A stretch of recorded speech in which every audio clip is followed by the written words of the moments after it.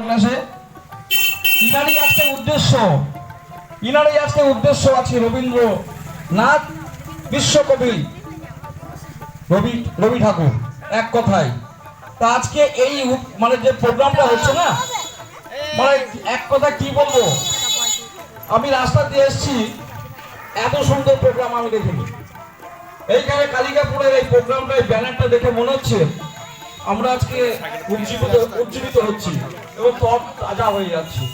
তা আমরা এখান থেকেই আমাদের একটা বিপ্লব তৈরি হবে, নতুন যাত্রা তৈরি হবে। বিভিন্ন আমরা এখান থেকে তোমাদের বিভিন্ন ভাবে তোমাদের যে গড়ে তোলার যে মানসিকতা, সেটা আজকে স্কুল কলেজে অনেক সময় হয় না। তা আমরা চাইবো, আমার বাড়ি এখানে নয়, আমার বাড়ি নদিয়া শান্তিপুর ভুরিয়া গ্রামে। আমি এখানে বিভিন্ন সূত্রে এখানে এসছি, এই দাদাদের সাথে সম্পর্ক হয়েছে। আমি সামাজিক একটা অর্গানাইজার হিসাবে সামাজিকভাবে কাজ করি মানুষের, সেইটা বজায় রাখবো সকলের ভিতরে। আশা করছি আজকে আমরা এত সুন্দরভাবে তোমরা তৈরি হও, ইংলিশে বলছে বি অ্যান্ড মেক, মানে নিজে তৈরি হলে অপরকে তৈরি করা যায়, যেটা স্কুলে পড়ানো হয় না। কিন্তু আমি যেখান থেকে ভরে উঠেছি 34 বছর, আজকে এই উদ্যোগটা আমার মনে হয়, আমার ফুরিয়াতে এই উদ্যোগটা শান্তিপুরে নেই।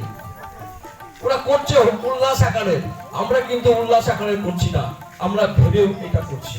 তাই এই ভাবনাটা সকলের ভিতর, যারা মা, যারা ঠাকুমা, দিদিমা এবং বাবা, কাকা, যাই ভাবুক না কেন, সকলকে শ্রদ্ধা জানিয়ে আজকে আমাদের উদযাপন আমরা এক্ষুনি শুরু করছি এই রাজপথে। সকলকে নমস্কার, ধন্যবাদ জানিয়ে আমি আমার বক্তব্য শেষ করছি।